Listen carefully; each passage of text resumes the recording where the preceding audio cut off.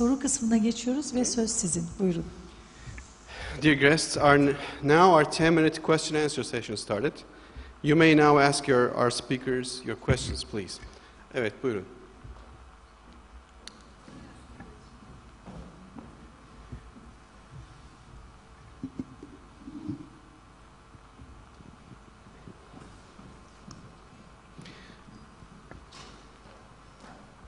The microphone is coming. Okay. Testing. My first question is to Dr. Rana. You touched a little bit about on proteins. Could you explain a little bit more on why proteins cannot come into existence by chance? Why proteins cannot come into existence by chance? Bizim mikrofonumuz yok yalnız burada. Aldılar mikrofonumuzu. No, just a second, it's coming. Yeah. Teşekkür ederiz.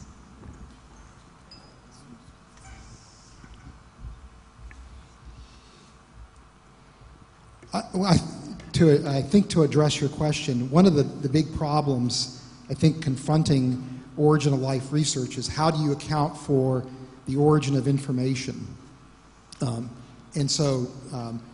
Proteins are information-rich molecules, DNA and RNA are information-rich molecules. Now, origin of life researchers actually argue that it's RNA that comes into existence first, before DNA and proteins. So to think about the chance of proteins coming into existence is probably not relevant to how origin of life researchers think. We're better off asking, what is the likelihood of RNA coming into existence by chance, and the information you would need for what's called the RNA world hypothesis. And the experiments that origin of life researchers have done trying to generate information in RNA all require intelligent input in order to generate those kind of molecules. I'm not a big fan of the probability calculations because I think there's a lot of biochemistry that you really need to grasp to do those calculations appropriately. But I've yet to see anybody truly produce the information that you need for even a single molecule through some kind of natural process, evolutionary mechanism. The only time that I've seen people successful towards that end is when the design is built into the very experiment itself. So they're smuggling in information and design in the way they're doing those types of experiments. I don't know if that's addressed your question, but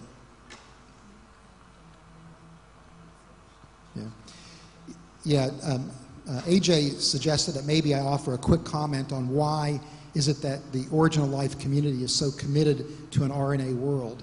It's interesting to me because, as I mentioned, the problems are so legion with the RNA world that people like Orgel throw up their hands and say, it looks like it's a miracle. But you have to appeal to an RNA world because the problem is when you have DNA and proteins, DNA can only replicate if proteins are present to replicate the DNA.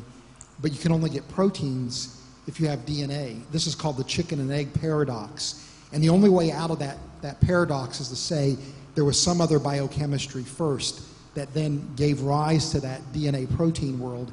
That's why they're committed to the RNA world process. So in my view, we don't even have to argue about information because the chemical problems are so foundational that you can't even get an RNA chain, let alone one that has information. Thank you. Next question, please. Thank you. For Dr. Brown as well, what would you say about the production-like entities in the lab? I'm sorry, there's a little bit of an echo. I didn't quite hear. What would you say about the production-like of cell-like entities in the lab? Oh, okay, the production of cell-like, yeah. You know, this is interesting because a few years ago, if you would have said to anybody who is a knowledgeable biochemist that we were going to be able to create artificial cells in the lab, they would have laughed in your face. But it's the advances that have happened are so remarkable that we really are on the cusp of making cell-like entities in the lab. But this doesn't mean that a creator isn't necessary. This doesn't support the evolutionary paradigm at all. In my mind, I can't wait till that happens, because that's going to be a clear example of intelligent agency. We don't have to talk about a watchmaker argument or what evolution can or can't do. We can just go and empirically say, look what it took you to do this work. And these scientists that are doing this work are so proud of their accomplishments. And so they want you to think that what they did was really significant and based on their superior intelligence. And it is. So you can basically play off of that pride to some degree and say, look what it took you to do this. This is clearly evidence for an intelligent agent.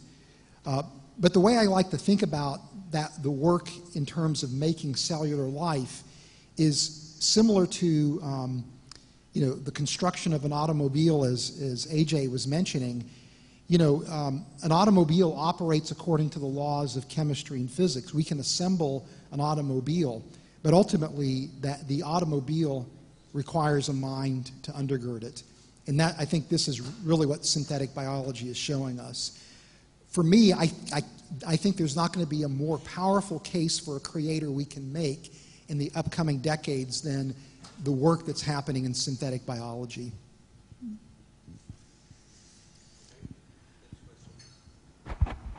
Next question.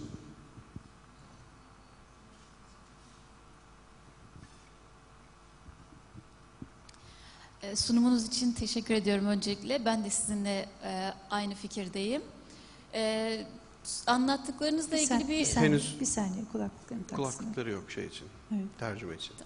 Anlattıklarınızla ilgili bir sorum yok, fakat CERN'de yapılan deneyde Tanrı parçacığı buldular.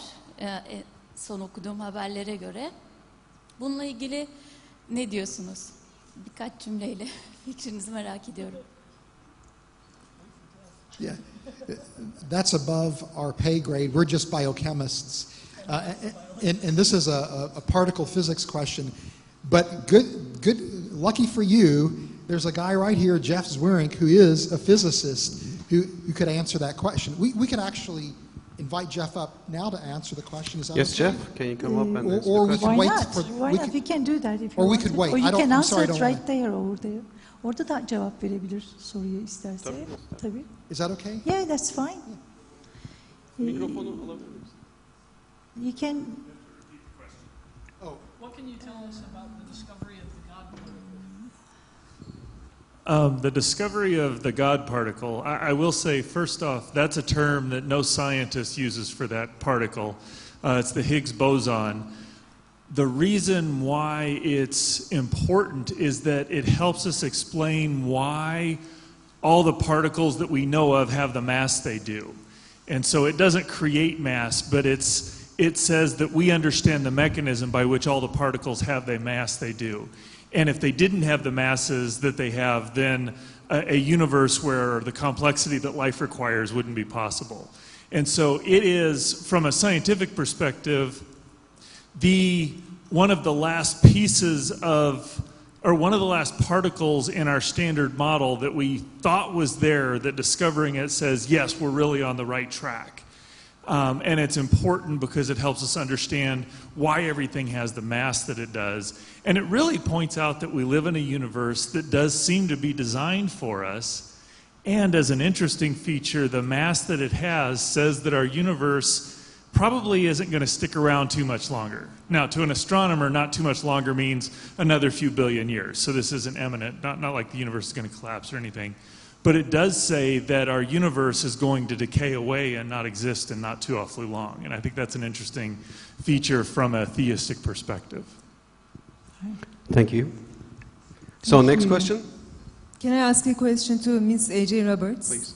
Thanks Thank for you. the presentation. I want to ask about the DNA molecule. Do you think DNA molecule can come into existence without proteins, or vice versa, as evolutionists claim? Could you please explain? No, I didn't make this claim, and I apologize if I was unclear and perhaps confused the interpreter or spoke incorrectly myself. No, so- it was not your comment. The evolutionists claim that the DNA molecule can come into existence without proteins. Is that possible? I believe it is not. It's possible in the laboratory to get the synthesis of a few amino acids in a DNA strand, but again, that requires intelligent manipulation of the chemical environment, and also if it's going to contain any information that would actually be able to be transcribed and later translated into a protein or transcribed into a functional RNA, then that information must also be provided by the scientist who is trying to synthesize the strand of amino acids. So in nature, under naturalistic conditions of early Earth, it is highly unlikely that strands of DNA would come into existence. So if we think of the cell, can we say that DNA and the protein molecules have to be present at the same time? Yes, absolutely. That is the chicken and egg problem on steroids, because you not only need it to happen once, you need it to happen multiple times for the various subsystems and complexities of the intercellular organelles and mechanisms. That's direct evidence of God's existence. Thank you very much. You're very welcome. Next question. Yes, sir. Thank you very much for your presentation. I read some time ago, many years ago in fact, a very interesting book which was a dialogue between a theologist and a scientist. And of course the discussion was how come you can have evidence that God exists. And at the end of the discussion, which was very interesting, was the fact that the scientist, who was a biologist, could not explain why every cell, and even the most simple one, has a will to live. And then, from that conclusion, the theologist remarked, well, that's God. That's why every living creature, the most simple one, and the most sophisticated, has a will to live. And the only way to explain that is God. I would like you to comment on that. Thank you. Yeah, that's a really interesting perspective, because it's very true that when you look at cells, they seem to be constructed in such a way to ensure their survivability. And so even if a mistake happens in DNA replication, the machinery that's in place to correct those mistakes is so sophisticated. I used to work for a research and development company, and so we would produce, we would take R&D and translate it into products. So it was fun for me to go to see assembly lines where they were turning our ideas into actual products. And when you see the quality control systems that engineers produce to ensure proper production, they're very sophisticated. And inside the cell, there's all these quality control systems that are linked to the survivability of the cell that are so much more sophisticated than anything engineers could do. And that to me suggests design. But to build off of that idea, which is again a very intriguing idea, when it comes to human beings, we not only have survivability, we also have a very strong sense of destiny. And in fact, our sense of destiny will drive us further and harder than our sense of survivability. And that to me is extremely provocative, that we are more concerned with our destiny than our survivability.